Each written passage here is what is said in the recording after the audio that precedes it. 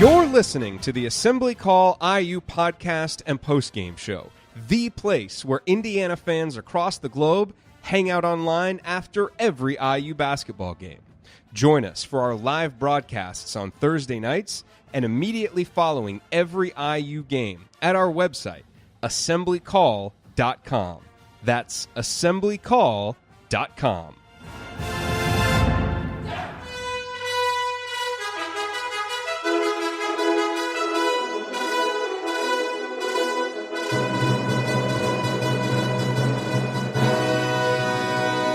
And welcome, Hoosier fans, to this week's edition of Assembly Call Radio, where each week we discuss the most urgent topics in the never-dull world of Indiana basketball. This is our 113th edition of Assembly Call Radio, and it is our 492nd episode overall of the Assembly Call, recorded on the evening of Thursday, February 28th, 2019, one day before we all convene in Bloomington for our annual trip back for a game, our team dinner, and our audience meetup, which we're so very looking forward to.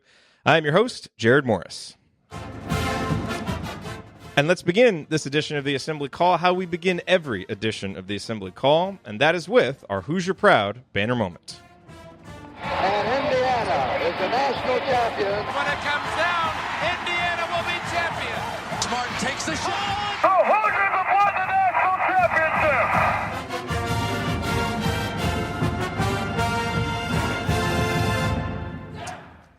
This week's banner moment occurred at the 9:39 mark of the first half in Indiana's 75-73 double overtime victory over Wisconsin. This is when Race Thompson checked into the game for the first time. To set the stage, this was a few possessions after Wisconsin had their 5-point play, which came courtesy of poor interior defense from Evan Fitzner and a still wobbly Deron Davis, who was fresh off his pregame puking. In short order, a 12-12 tie had become a 17-12 deficit, and an emotionally downtrodden Assembly Hall felt pensive, or at least it seems so watching on TV, or maybe I'm just projecting how I felt sitting on my couch at home. Regardless, the Hoosiers needed a spark, and they were about to get one in the form of Thompson, playing in his third game after losing most of his freshman season to what I've had described to me as one of the worst concussions folks inside the program have ever seen. Juwan Morgan made the first of a 1-and-1, making the score 17-13. Race checked in and drew the assignment of Ethan Happ, who had already scored 8 points on 4 of 6 shooting. Indiana's defense was actually playing pretty well up to that point, except for the fact that the Hoosiers had no answer for Happ on the block, as has been the case for 4 straight years now. But on the next possession down, with Race bodying him up, Happ missed a hook shot. 2 possessions later, Race grabbed a rebound. 2 possessions after that, Happ missed under the basket again. And 2 possessions after that, Happ missed another hook shot. The only scoring Happ did during that stretch was making 2 free throws, and given that he's a 44.1% shooter from the line, making him earn some of his points from the stripe was surely part of the game plan. In all, Race played 6 minutes in the first half. He secured 1 rebound, held Happ to 0 of 3 shooting, and played a big role in Indiana outscoring Wisconsin by 4 to tie the game at 25. For the game, during Race's 21 minutes on the court, Happ went 1 of 6 from the field and 3 of 6 from the line. After the game, Archie praised Race's willingness to be physical and play tough. It's something Indiana hasn't had enough of in the post this season and in seasons past. And it does make you wonder how much better the Hoosiers' record might be with a full season of health for Race. Alas, we'll never know. But what we do know, after seeing Race play for only 44 minutes this season, is that he's going to be a huge part of Indiana's future. All right, now let me introduce my esteemed co-host for this week's show. To my left, he remains the Fran McCaffrey of girls' youth sports coaching in Cincinnati. He is the president emeritus of the Robert Johnson Fan Club, and he is a world-renowned bracketologist. And if you think I'm way off base for comparing our mild-mannered Andy to the lunatic who coaches at Iowa, just remember that Andy has been known to lose his cool on this show, too. Oh, crap. No, stop doing that. Hey, you shut up. Yes, in addition to being comfortable, the sweatshirt is a great thing that you can use to cover your mouth and scream obscenities into while you're watching a game like this. It's time to shut it down, folks. He is Andy Bottoms. Andy, your bottoms line on the last week in Indiana basketball.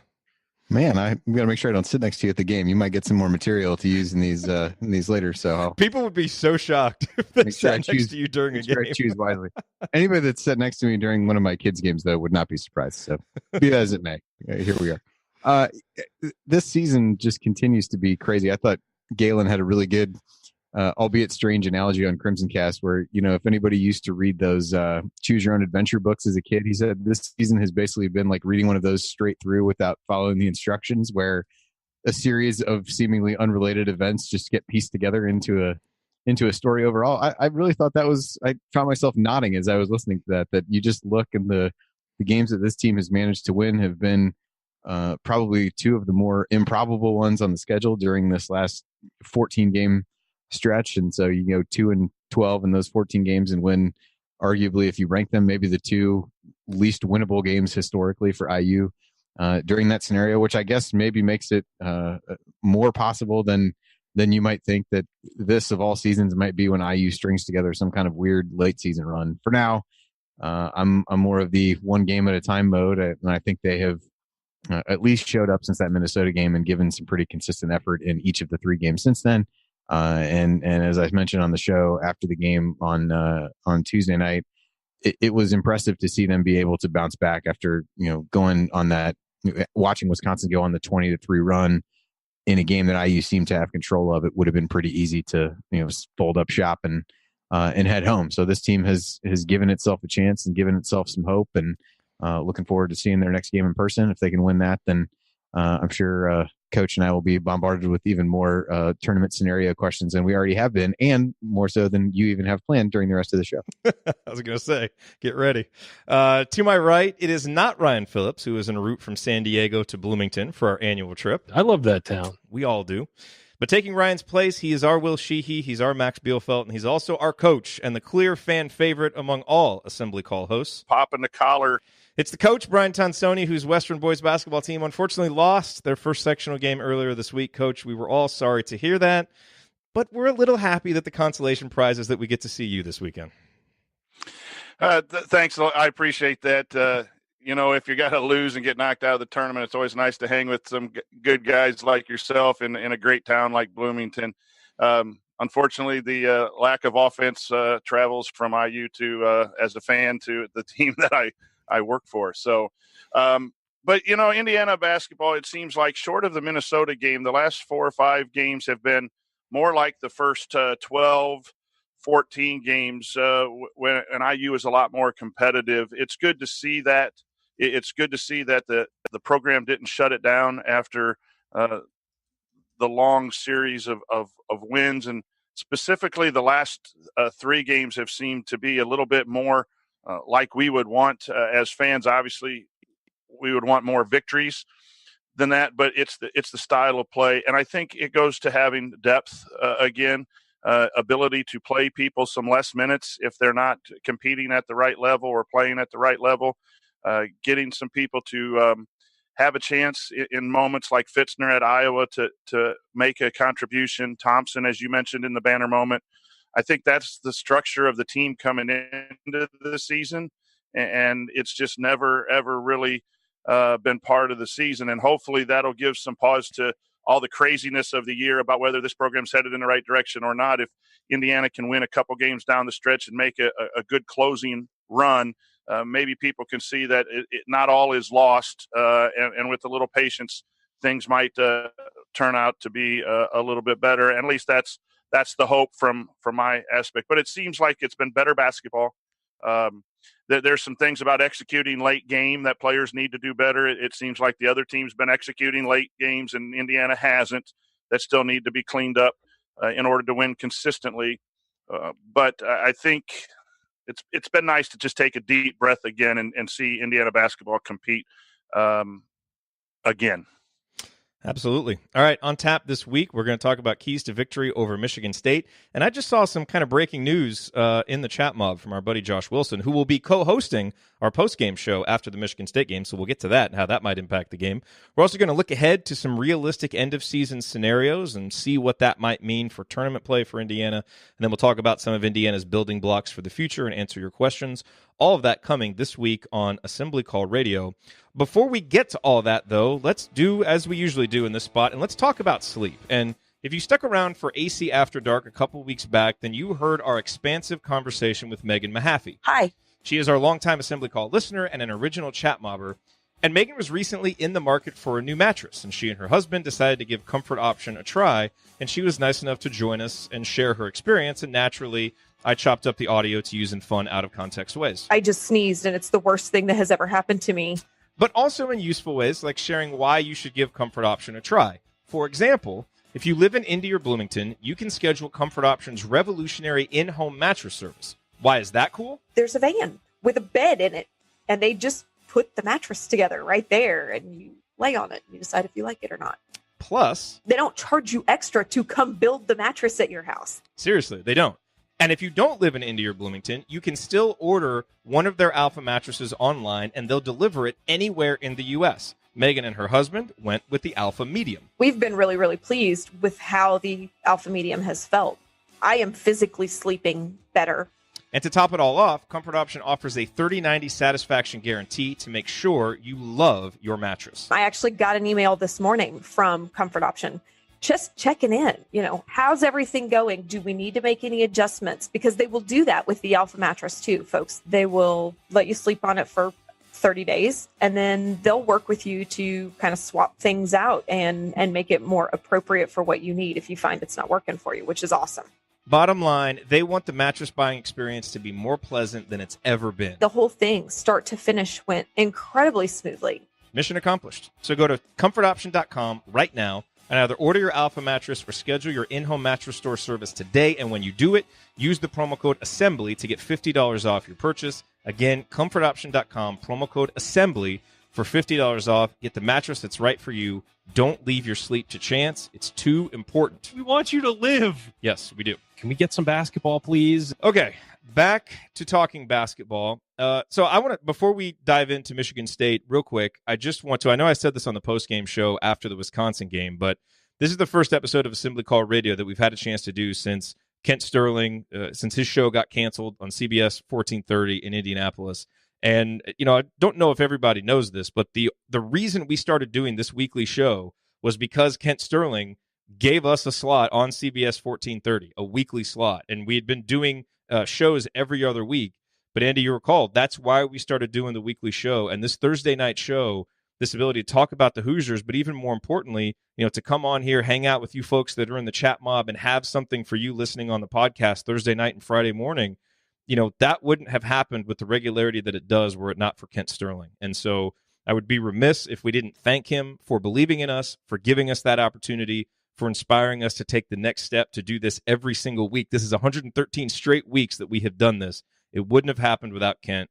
He's an awesome guy who uses his platform to lift other people up. Follow him on Twitter at Kent Sterling.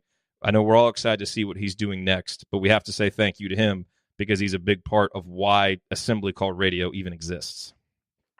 Yeah, I would echo everything that you said. I just texted him today and shared some of the same thoughts that you did, and he said it already. Sounds like he might have some things in the works. So, as I think all of us would expect, I'm sure he's a guy that will assuredly land on his feet and be back on the airwaves before we know it. But definitely, this would not have been possible without his support and encouragement along the way. So, we definitely appreciate it. Yep. Okay, so let's hop in. Let's talk real quick about Michigan State. Obviously, Indiana has played them once. We've beaten them once, and we all know, what happened in that game. Indiana played hard. They played together. They made 10 3-pointers. This team is going to win some games, and they can make 10 threes. So obviously, a key, as it's been in seemingly every game, we've got to compete at the 3-point line, at least to a draw. And if we can make 10 3-pointers again, that would obviously be great. But I want to get your guys' thoughts on what the keys in particular to this game are. Nick Ward will not play. Joshua Langford, of course, has been out for a while. And I just saw Josh posted in the chat mob that Matt McQuaid, who has been one of their best defensive players, questionable for the game. Apparently, reports state that he sprained his ankle in practice. I guess he is likely to play, but, an ankle, if he's, at all hobbled, he's the guy that was probably going to guard Romeo. Yeah, that's the tough matchup to guard Romeo Langford if you're not at 100%. So, Andy, as you project this game forward, given that information and what we saw, of course, of what Michigan State did at Michigan recently, what do you think are the keys for Indiana to knock them off for the second time this year? I certainly think being able to shoot the ball well will help, particularly because Michigan State is one of the top teams, if not the top team, in conference play in terms of 2-point and 3-point defense. So that's important. But I really think more so than that, with some of the injuries they've had recently, their offense has been very heavily skewed toward Cassius Winston coming off of a variety of ball screens and trying to get actions out of that. So IU has, as we've said, stepped up defensively of late and strung together a handful of solid defensive performances against some good offensive teams like Purdue and Iowa. And so it will be incredibly important for guys like Rob Phinisee, who's played really well of late, putting pressure on the ball. Al Durham, those guys have both been really good in recent games, disrupted Carson Edwards, and they'll need to do the same thing with Cassius Winston. I mean, I think if there's one thing to point to, it's how you defend those situations and how you try to bottle him up, particularly with fewer and fewer options.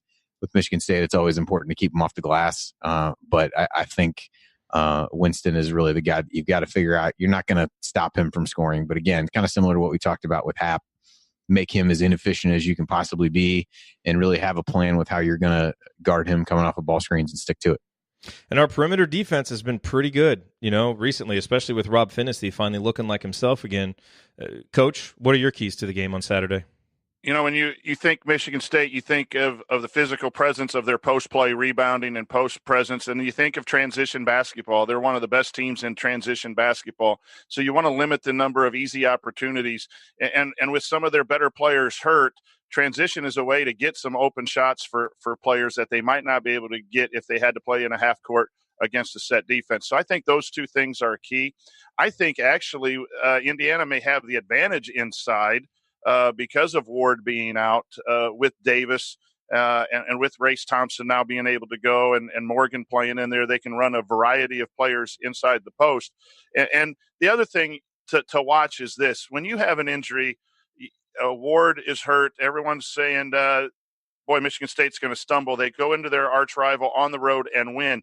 You usually can get a team up to cover for an injury that first game. The second game is sometimes harder to do, especially when it's on the road. Yes, the motivation's there to try to beat Indiana from the previous game, but it's still Indiana, the team that's down in the standings and not as good. And then if McQuaid is hurt, so there's some things that Michigan State really has to cover.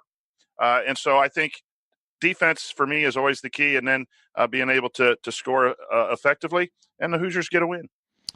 When we beat them up there, we did it with Juwan Morgan only playing 13 minutes and with Rob Phinisee playing 18 minutes, going 0 for 1 from the field, having 0 assists and 5 fouls. I mean, it's amazing. You list some of those things out, and you would never think that we win that game. Obviously, part of it was that Devontae Green made 3 or 4 from 3. But I think, obviously, having Rob back the way he's played the last couple games is going to be huge. I'm telling you, I kind of have a gut feeling that Romeo is going to go off in this game. And it's not just about, the McQuaid stuff, but he was really ready for that moment. He didn't shoot great. He was only 4 of 13. He was 2 of 5 from three-point range, but he hit some really timely shots, and he was so into that game. And, after what he did against Wisconsin and finally hitting that, that last-second shot, I wonder if he'll even play a little bit more free now that pressure of finally getting that win and hitting that last-second shot is off. And, we've seen him kind of go supernova for spurts. I would not be surprised if this is his best game as a Hoosier. I kind of have a little gut feeling it may come, and if it does, we'll be in attendance to see it. And that's the kind of thing that can help you beat a team like Michigan State. So, you need your stars to play like stars to beat, good teams like that. And so hopefully Romeo can do it. Any final thoughts on this game, Andy, before we move on? No, I mean they're all important for IU at this point, given the way they've backed themselves into a corner. So, if nothing else, it at least is a game that lately there haven't been a lot of wins to draw confidence from. I guess at least you could think that this is a team he's already beat, so maybe they feel good about that. But I do think the depth is going to be a potentially big factor. If you look at the Michigan game, for them, Winston played 40 minutes. McQuaid was pretty close to that. Kenny Goins played 38 minutes. Tillman played 31, and there was a pretty big drop off from there. So even not having one of those guys, if McQuaid really is limited in some way, there aren't a ton of other places for them to turn. And if you can maybe get somebody in foul trouble, do some things like that, get them worn down. It is a team that, albeit not in the Michigan game, has had some turnover issues before. So if you can really ratchet up the defense, can you force them into turnovers and get yourself some easy baskets? That would be certainly important and a big one for IU if they can make it happen. Libby in the chat mob, our guys need to try to avoid stupid fouls, not always something we can control given the lack of consistency in Big Ten officiating. Very well said. Very, very well said. All right. Coming up on the assembly call, we're going to discuss what Indiana needs to do from this point forward to make the final stretch of this season a success. And we play out a few reasonable scenarios and assess what Indiana's tournament prospects would be. Stick with us here on the assembly call.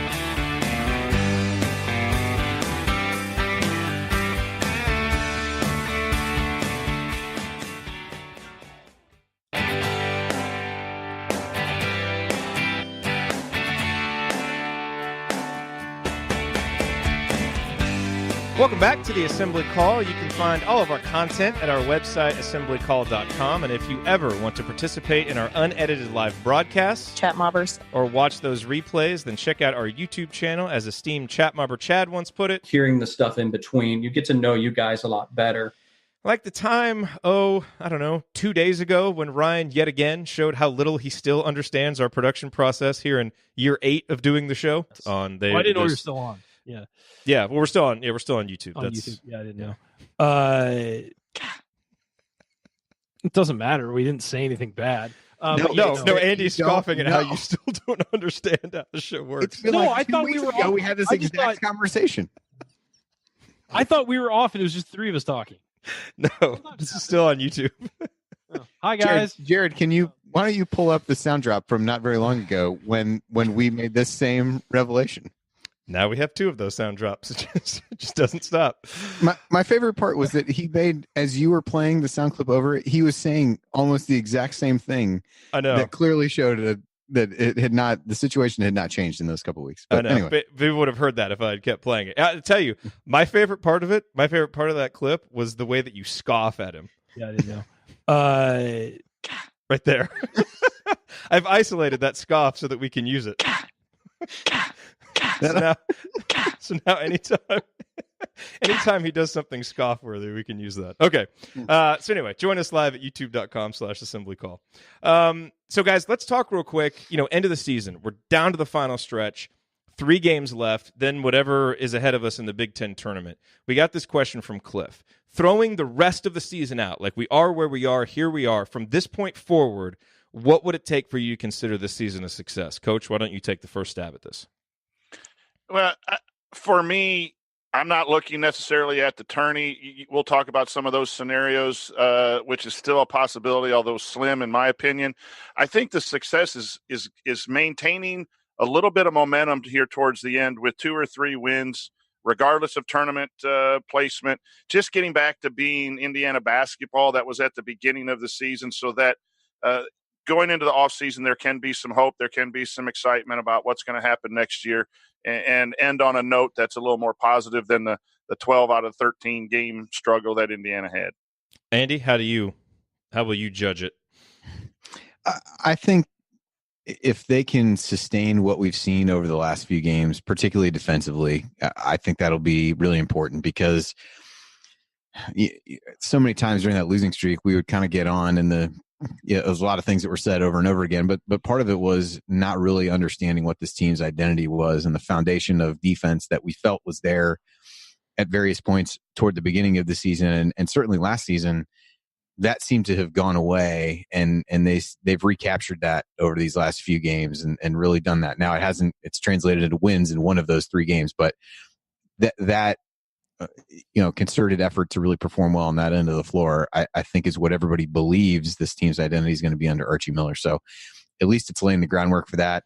And I think that becomes really important as a foundational piece. And then you obviously need to figure out how to improve the offense and do some things better on that end of the floor. But I think sustaining the momentum that they've built, albeit in this short stretch, and hopefully that materializes in some wins. But I think being able to see that consistent effort over the rest of the season, no matter what happens, no matter if the games get lost or won, I think becomes important from a cultural standpoint of what's going to be tolerated and what's not going forward. I like all of that. I agree with all of that. I think right now we're 14-14. We're playing better. We're capable of winning games. I think we need to make a tournament. Like from where we are right now, if we make the NIT, and I say that because I think if Indiana just has a winning record, they will make the NIT. because of, just the brand name and because of how many quad one wins we have. There is still an unlikely but still possible path to the NCAA tournament, as we'll talk about. But I think we need to be playing in a tournament because I think that extra practice time, just that extra game time for these young guys would be big. And look, we have the majority of our roster now. We should be winning games. Now we're past the disappointment of Minnesota and wondering if the team's going to quit on the season. They're not. They've played really hard for 3 straight games. They had chances to win all of them. They finally got to win. Let's win some games now. Let's win more than we lose. Let's get into the NIT. And who knows, if we get really hot, let's make the NCAA tournament. But I think if we don't make a tournament from this point right now, that to me is a failure from this point on. We'll assess the full season later. But if we're just talking from this point on, I think we need to be playing in a tournament. And I don't really see a good excuse for it not happening. So let's look at we'll kind of call this, the next part of this segment, fun with moderately realistic dream scenarios with our resident expert bracketologist. And I want to make this point real quick just for context, Andy, and you've made it before, but it's important to remember. Indiana currently 14-14. No teams have ever made it into the NCAA tournament with 16 losses as an at-large. That hasn't happened. But 2 years in a row, at least one team has made the tournament as an at-large team with 15 losses. That was Alabama last year. They were 19-15, like Indiana, a very strong strength of schedule. Had obviously some good wins over good teams, which helped them. Vanderbilt then in 2017 at 19-15, again, really strong strength of schedule. Both of those teams actually won 2 games in their conference tournament, which is instructive for what we're about to talk about. But no teams have won 16. Now, if a team with 16 losses ever is going to make it, it would probably be one with Indiana's resume. So that's not necessarily disqualifying, but it certainly puts you behind the 8 ball. And the only way for Indiana to finish the regular season with 15 losses would be to win out in the regular season, and then obviously you lose in the Big Ten tournament. If you lose one of these games in the regular season, you're going to have to win the Big Ten tournament to not finish with 16 losses. So that's important to remember. So let me throw a couple of scenarios out to you guys, see what you think about, where this kind of places Indiana, with the understanding that in all of these, I think it's pretty safe to say Indiana would make the NIT, but we're trying to look beyond that and just dare to dream a little bit. We, based on what we've seen, Indiana could come out and lay an egg against Michigan State. I don't expect it, but, we say all this with the caveat that it's a little tough to trust this team, but we're just going to dare to dream a little bit. So, Andy, let's say scenario 1, Indiana wins out. Beat Michigan State, beat Illinois, beat Rutgers. You end the regular season 17-14. You're 8-12. At that point, you've got 6 quad 1 wins, maybe 7 if Butler can get themselves back up there. You then have a probable 8-9 game versus Minnesota. If you lose that, you're 17-15. You win it, you're 18-14. I would think at that point you're almost surely in. Then you probably have a game against Michigan State or Purdue. Win that game, you're pretty much guaranteed to be in. But if Indiana wins out, then what do you think they would need to do in the Big Ten tournament to feel good about getting in?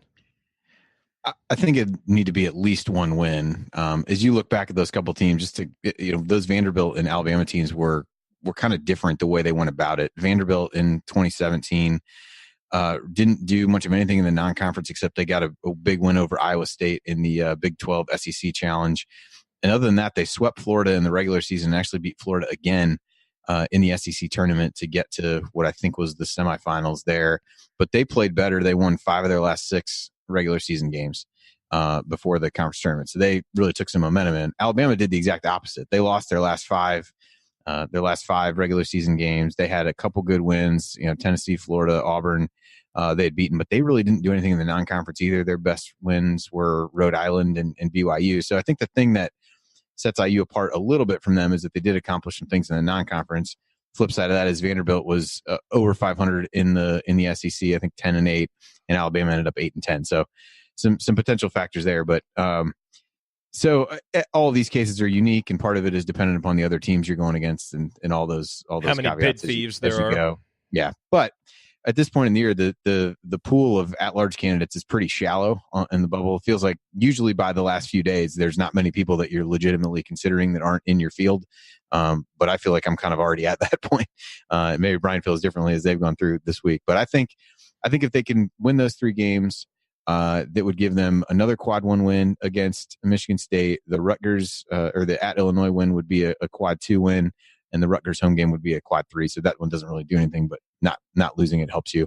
And then Minnesota, They're probably in the, they're right 60th today in the net. So neutral court win over them would be a quad 2. I think you could feel, I don't know that I would feel super confident, but, winning those 4 games, having, gone on a 5-game winning streak in total at that point and losing to what's going to be a good opponent. I mean, that's one of the things IU has going for it. They don't have a lot of bad losses. So I'd feel fairly good if they won 2 games in the Big Ten tournament in that scenario. I'd feel really good. Coach, what do you think? I've been getting asked a lot of questions on Twitter with Delphi Bracketology. I think Indiana needs to get to 19 and at least be 19 and 15. Wow, really? To be considered. Simply because I have a feeling there's going to be 2 or 3 bid thieves. So that moves, moves up a little bit higher to go up against some teams. The one thing Indiana does have going for it is we really don't know how the committee is going to look at their injuries. If it's 12-2 and then we go 4-0 down the stretch, winning some quad 1 games, and there's discussion about Green and Davis were out for 3 straight games when we lost at Rutgers, and that maybe at 18 and 15 with some discussion that can get in. I just think. I think that's just a tall task to ask for what we've seen in the last 14 games, but we're dreaming here. So, yeah. Yes, I just think they have to at least win out. I don't think they can afford a loss in the regular season and still have NCAA hopes.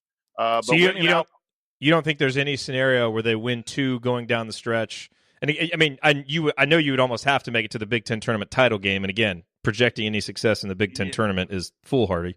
But I mean, if you lose in the Big Ten title at 19-16, there's some scenarios there, because if you're in the Big Ten title, that game's played at 3:00 and they're going to have to make either a couple scenarios. They might just throw Indiana in then as an at-large late in case they do win, or well, not an at-large, but if they win, that'd be the automatic qualifier.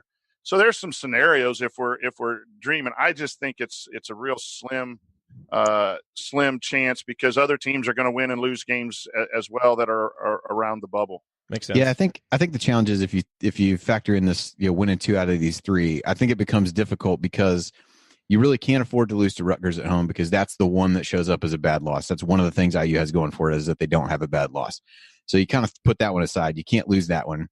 Then you say, all right, well, maybe you lose at Illinois. Again, that's a quad 2 loss, but this is also a team that's 2-9 on the road. So it would do you a lot of good. It sounds dumb to say it, but even to get a 3rd road win, another road win down the stretch becomes pretty important. And then at that point you say, well, you could lose the Michigan State game. Well, that's the one that has the biggest chance to move the needle for you. So it becomes a little bit hard to pick the one. If you're going to say go 2-1 in this stretch, it gets hard to pick the one that you would quote unquote want to lose in that scenario. So I think that's where that part of it gets difficult. So not to mention you don't want to have the 16 next to your name. Yeah. So I think that's okay.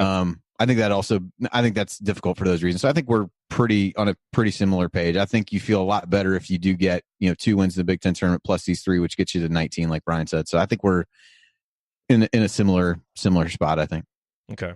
So that's maybe a game further than I was hoping or thinking, but so I'm glad I asked you guys. And so, and obviously, you shoot for the stars or shoot for the moon, and if you land on a star, then you're in the NIT.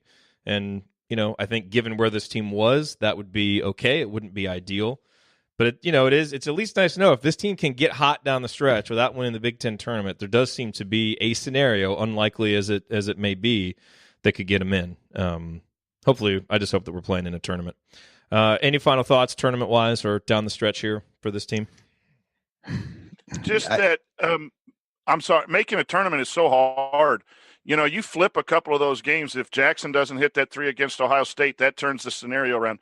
If the push-off 3 by Bohannon, everyone loves the kid, but he was an offensive foul on Romeo that was blatant right in front of the unbelievably inept Big Ten official.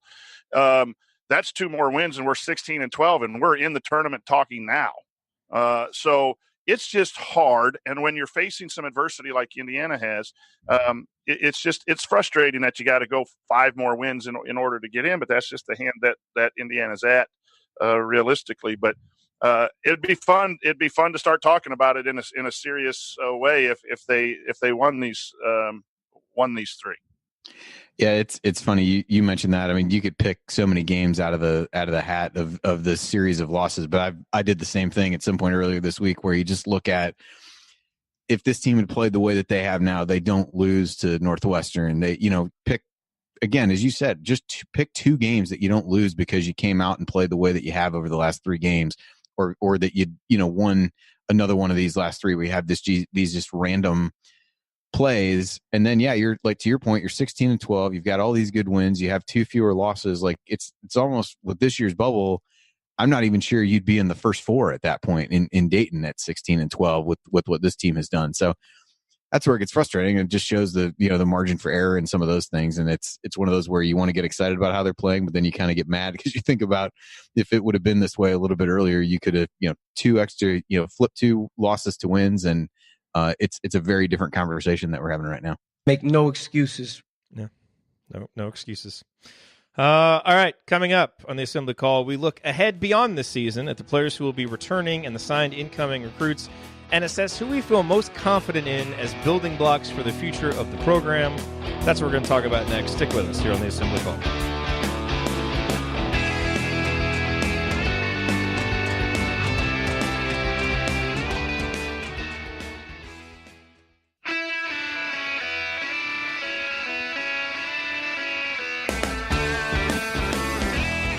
Welcome back to the Assembly Call. I'm Jerod Morris. I'm here with Andy Bottoms and the coach Brian Tonsoni.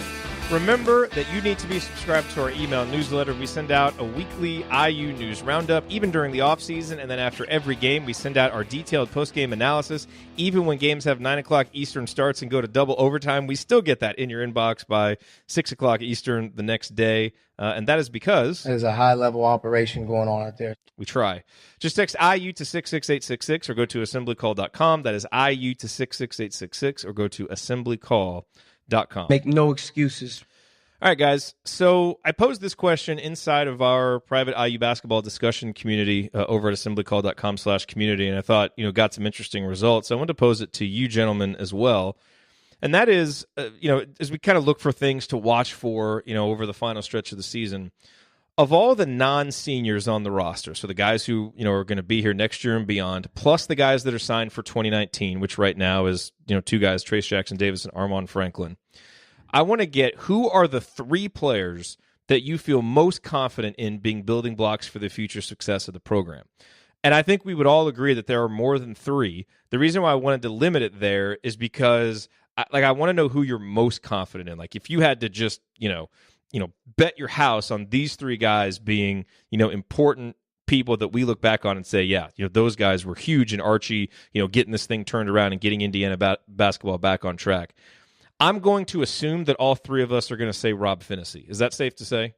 I think we all feel, we all feel comfortable with him. So Rob is in.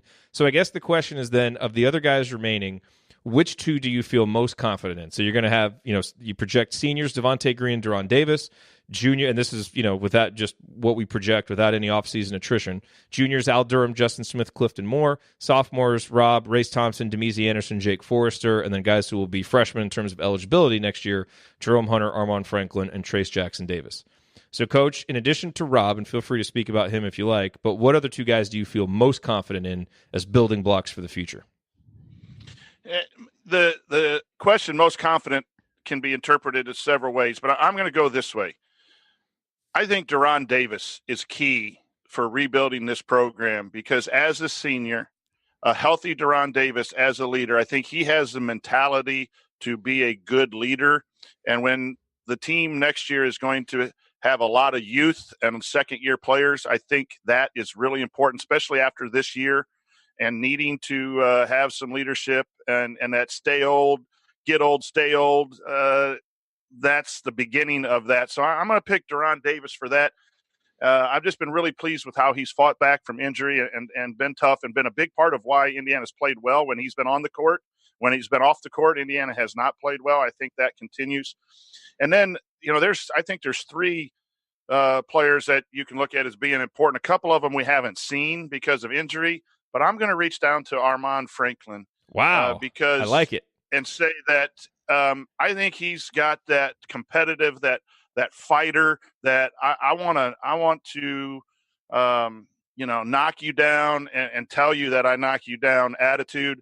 He's developing his shot. I don't know if it's Big Ten ready. High school, it's looked pretty nice. I've talked to a few coaches and the two kids that we were recruiting, the young man who went to Purdue and then Franklin. A lot of people liked Franklin, even though the name's escaping me now. Brandon Newman is the other guy. Newman was probably a better shooter in his junior and senior year. And I think they're both going to be quality players. But I just think the key to building the program is getting old and staying old. Rob Phinisee, 4 years. Armand Franklin, 4 years. Those guys that can really bring it while the Trace Jackson Davises and the Romeos come in and out. Those are going to be keys along with good senior leadership. That's what I'd say. That's interesting because, look, I think you can make an argument for a lot of these guys.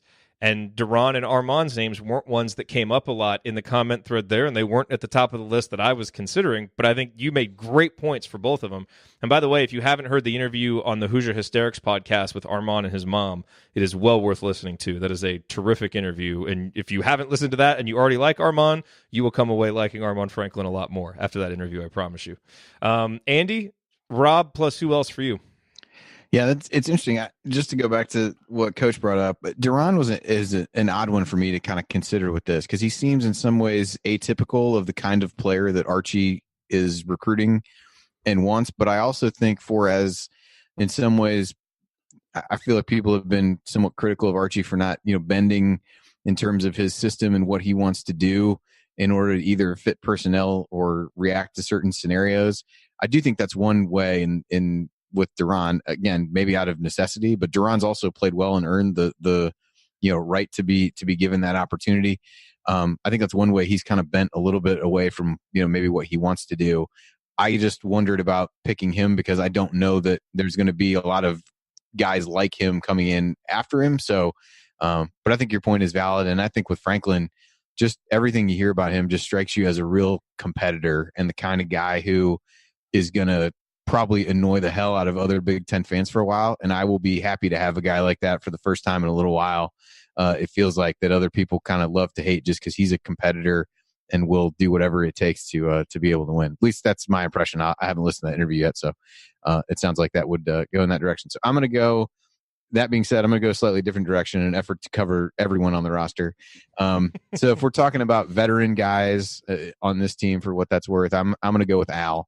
I think he has been, from a effort standpoint, has been a guy who really hasn't wavered in that regard over the course of the year. I think we saw really good growth from him from his freshman to his sophomore season, and I would like to think that everything you hear about him is a guy who's really worked on his game, done a lot in that regard. And I think the next step for him is to really be consistent.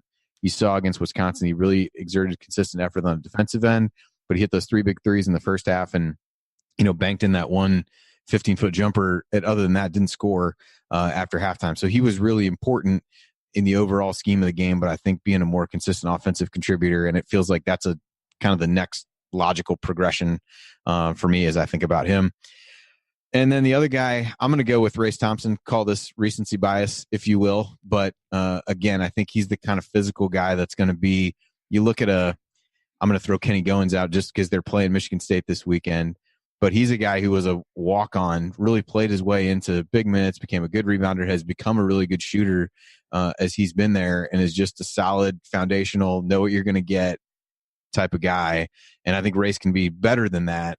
But if you just think about that type of player, that type of consistency, the physicality that Archie mentioned, I think he embodies a lot of what Archie's going to want to do and the imprint that he wants to put on things. I think Race is a guy who can take that to the court. So I'm going to go with those three. Although I think there were even some other guys that I didn't mention that I think would be worthy options. Okay, so just so everybody knows, we did not plan this segment ahead of time outside of me just telling you what the question would be to start the segment. So we didn't plan this to hit as many players as possible. But I do think the fact that, we all agreed on Rob. So it's there's the anchor for the next 3 years of the program. And so far you guys have chosen different people and I think made great arguments for all of them. And I'm picking 2 other guys that you guys haven't said. And these are the guys that I was going to go with. Now, I'm a little worried about them simply because we haven't seen them play. But I think they may be the two most overall talented players that are on the roster next year, and that's Jerome Hunter and Trace Jackson Davis. Now, Jerome, we've talked about, how, he's recovering from a leg condition. He just got cleared to start doing, non-contact basketball activity. But it's kind of one of those risk rewards for me where I think, kind of the reward of picking him and trusting him, and who knows? I mean, if he really gets back, he could be a guy that's only here for a couple of years because he has that kind of talent. But I just think he seems like a guy that's fully bought in, that has a great attitude. I still remember listening to an interview with him. I think he was matched up against Darius Basley or somebody in high school, and just how personally he took that and how competitive he is. And I loved seeing that. Combine that with his skill, and I think how good of a defensive player he'll be as well. And I'm hoping for the health and banking on the talent and the mindset because I think he can be absolutely huge. And then I've got to go with Trace, because number one, he continued, the in-state 5-star big-name prospect coming to Indiana. He seems like he has a similar mentality to Armaan Franklin. I mean, just seems like a guy who's going to work hard. And, he's kind of the best kind of 5-star prospect to get, where he's really, really good, but he's not going to be ready to be a one-and-done, most likely. And for what he does is a little bit undersized at the next level. So it will probably take him 2, maybe 3, possibly even 4 years at Indiana. And that's without him coming in and playing poorly. He just doesn't right now project at the next level. So I think we'll have him for a little while. And I think with Juwan gone, and hopefully we get a lot out of Duran next year and he helps ease the pressure on Trace, but then to have Trace kind of anchoring the post for the next, 2, maybe 3 years after that, I think that'll be really important. So look, I think I'm glad that the segment went like this. I wasn't quite sure how the segment was going to go, but I think if you're looking for reasons to be positive about the program, the wins and losses haven't been here this year.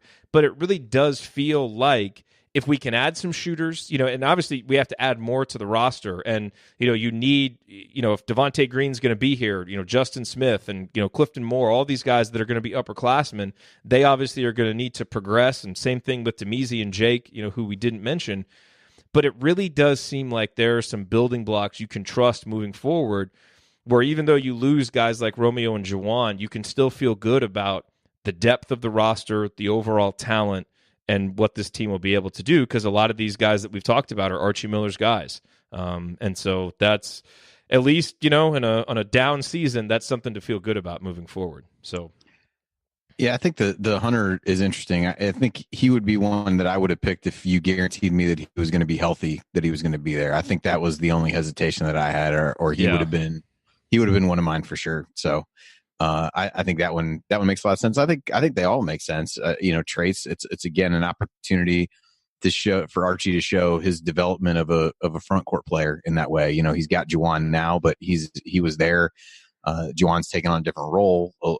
A more prominent role, I guess, since Archie was there, but it's a chance for Archie to really be able to show, hey, here's what I can do with a talented big guy that comes in. So I think that's important for the program, wins and losses for sure, but also just from a recruiting standpoint, I think that becomes important. So, I think what you like a lot about the guys that we talked about is we all use the term like competitor a number of times. And I think those are, the kinds of guys that you really want, as cliche as that sounds, to really have guys that hate to lose and really are competitive in that way. I think there's a lot of guys like that. And I think Phinisee, that's one of the things that it's probably natural to pick the guy who you believe is going to be the point guard. That makes him the obvious choice, like you said, but I think people would say the same thing about him, just his competitive nature and those kinds of things. So I think you're starting to see some commonality between the makeup of the guys that are there and common traits that this staff is clearly looking for. Have you ever seen a fan base trust a freshman quicker than the IU fan base trusted Rob Phinisee? Like there's just such a trust with him, when he's healthy and right. Wait till Armaan gets here. Yeah, him too. Well, that's what you want. The more guys that you can trust, man, that is what you want as a coach. That's what you want as fans, and that's what you want on your team. You want, teammates who can trust each other. So real quickly, it's so important to get your guys in a program. High school, college, pro, get the guys that you want to coach. And that's difficult when you're taking over a program. And I think we're seeing Archie's dudes starting to flow into the program. That's what we talked about in this segment. Yep. All right, coming up in our final segment, with whatever time we have left, we will answer your questions. We have to help out a new father who has asked us for some advice. We will do that. And then we got asked who our all-time hated Big Ten players are. So we'll talk about that as well. Stick with us.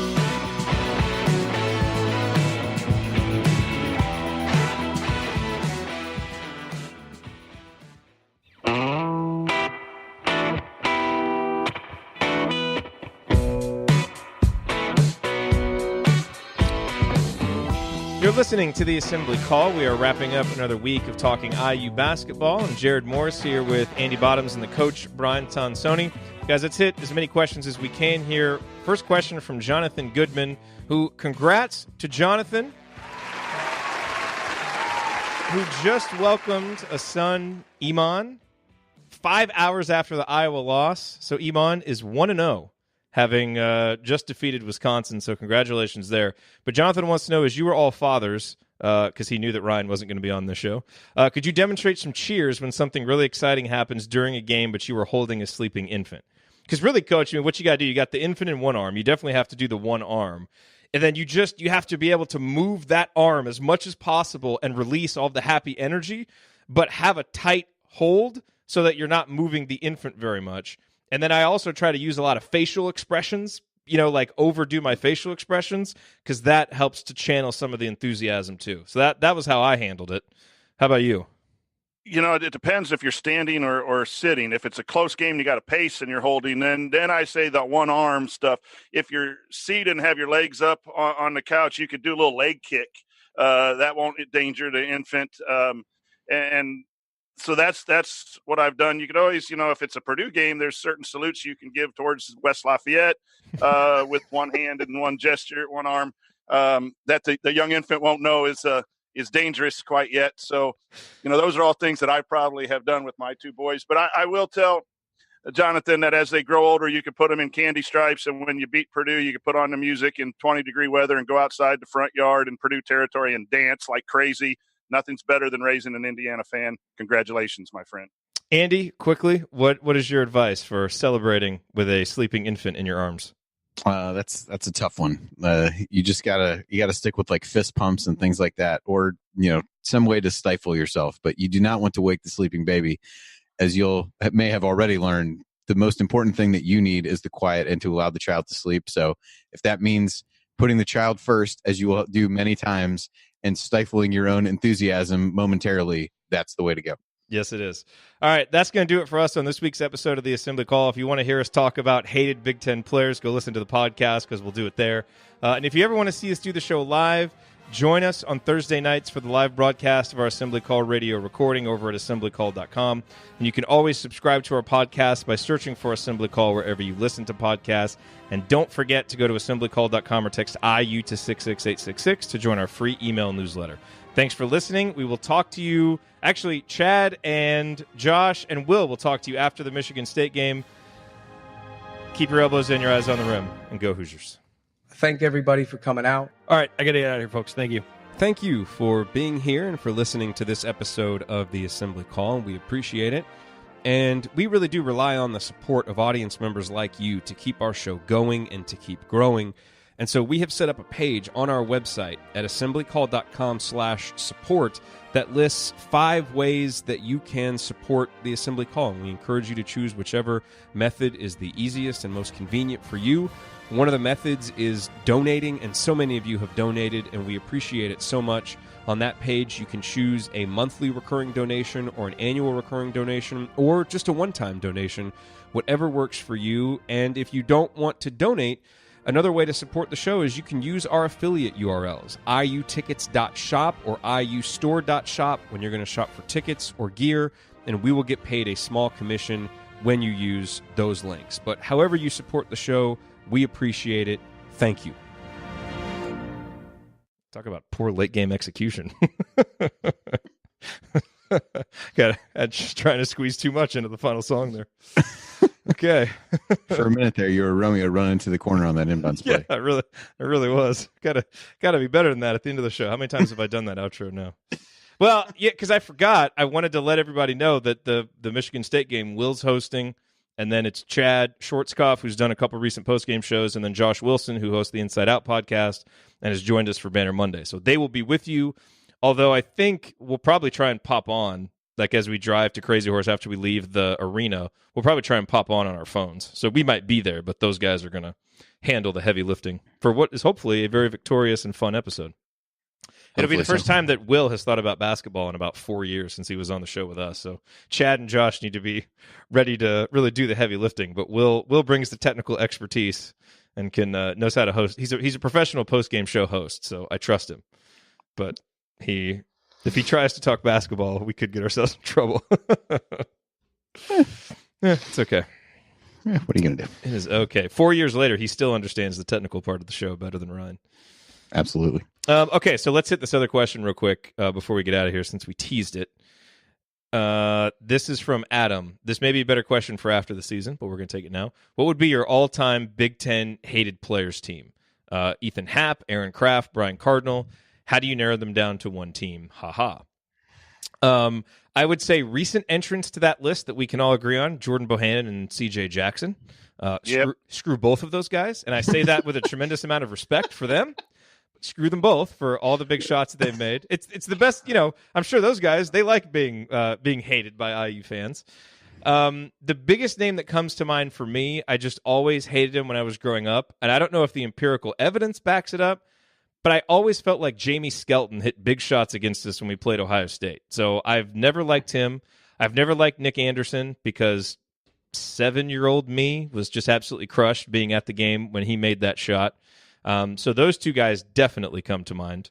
It's more just because they hit big shots against us. It's not like I didn't like them as players or anything like that. Yeah. What about you? What about you guys? Chris Kramer is one that definitely comes to mind from Purdue. But that's just because you just didn't like him, right?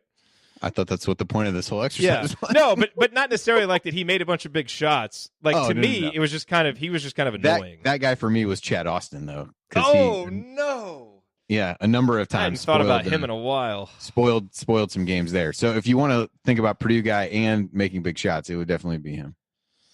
Yeah, I don't remember. I'd like to go through team by team and just give a series of players that I do not like, but that's probably maybe we'll do that this weekend. But Oh, Woodbury, Brian Toohey. I hope I pronounced that right.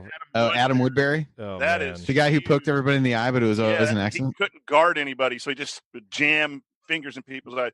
But those big centers at Purdue, Scheffler and Rowinski back in the day. Oh man, I mean, they couldn't play, and they always ended up with 15 and 10 points. Yeah. All right. Let's see. Who else are we getting here in the chat mob? Yeah, we've got Costello from Michigan State.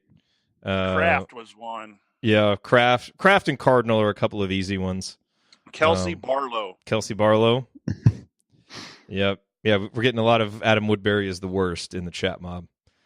I don't know. He didn't really do anything to IU, did he? I mean, he was No, I think people just generally didn't like him. That's fair. I But mean, he might have done something once. I feel like there was something. Mitch McGarry. Yeah, he was only around for one season. Oh, Brian Butch, that was another one. I was kind of go through Wisconsin guys that I really didn't like, which is a pretty long list at this point. Although many of those guys I'm probably confusing with one another, but they all just blend together. Yeah, they're just like churning out. And Iowa always seems to have guys that are just there forever that can get kind of annoying. Jacob Jakes was one that nobody liked, but I give him a break because when Michael Lewis drilled him in the face with the ball, that was fine.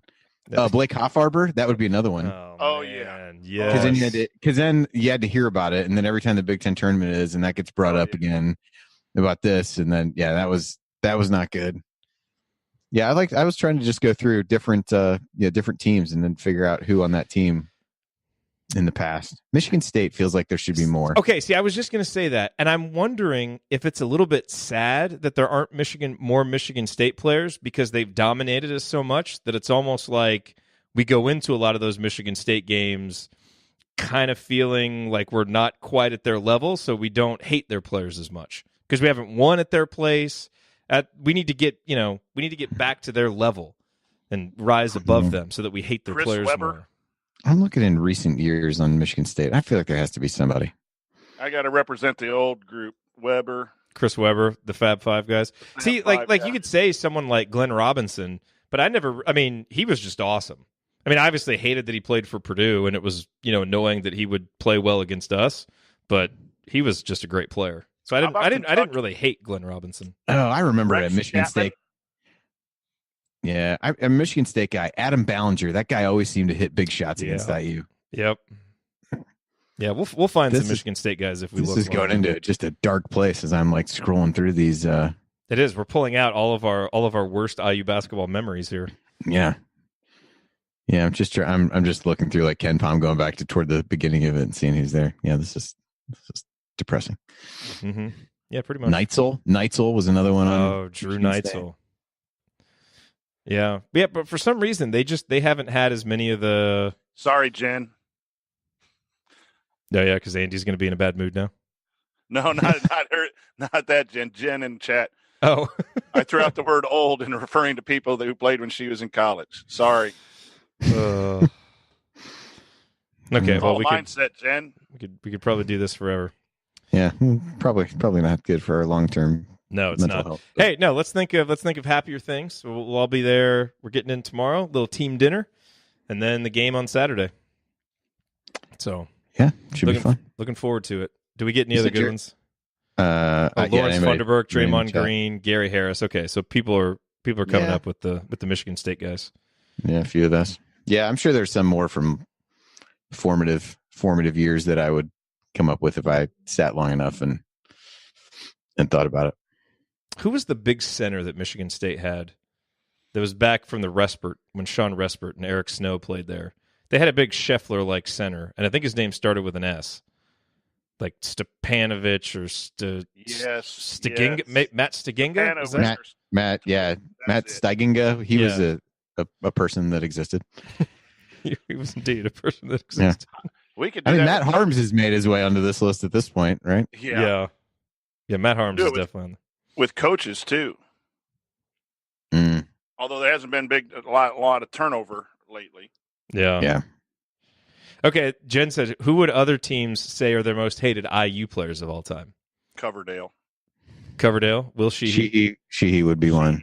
Sheehy would definitely be one. I mean, the guy that Devin Dumas punched in the nuts probably didn't like him very much. But that's a pretty small audience who really was bothered by that guy. The Devin Dumas era was not long enough nor prolific enough to really generate too much hate besides the guy who got his balls smashed. That is true. Josh is right. People probably did hate Cody Zeller. I mean, just because he's Cody Zeller. He's one of those players that you hated because he was good.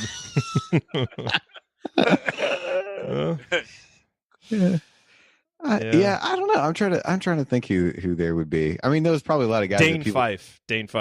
There you go. Yeah, that would be one. I mean, I don't know that Chaney was a guy. I mean, he was a guy that you wouldn't like because they were good. I remember. Who was it that won? Damon Bailey. I bet people didn't like Damon Bailey just because he was the Big Ten recruit. Was it Jim Jackson who won Big Ten Freshman of the Year over Calvert? They weren't freshmen the same year. Or was it Michael Finley? It was one of those. I remember I harbored ill will against whoever it was that beat him out for some award. It was Jackson, but he went pro early. That's right. He went pro early, but I think they started at the same time. You're right. I remember they did. I did not like him because I felt that Calvert had been wronged by not winning that award. But I don't know that Calvert was a guy that, I mean, you didn't like him because he was so good, but I don't know that you didn't like him because if you're thinking about didn't like him because of the way that he played. Louisville fans might not. Dwayne Morton might not, but screw them all. Yeah. Yeah. Okay. Well, that was fun. Mm-hmm. We can carry this conversation on at the Crazy Horse. So meet us there 3:00 after the Michigan State game. We hope to see you all there. Looking forward to seeing you guys tomorrow. Yeah. Yep. Should be a good one. By this time tomorrow night, dinner will be over. No telling what could be going on. No telling. No telling. Hey, Brian, Mrs. T's not coming. It's going to be look out Bloomington. I was just going to ask if she was coming. I'm going to hit the dance floor. I'm going to be the legend. Look out, sports. Popping the collar.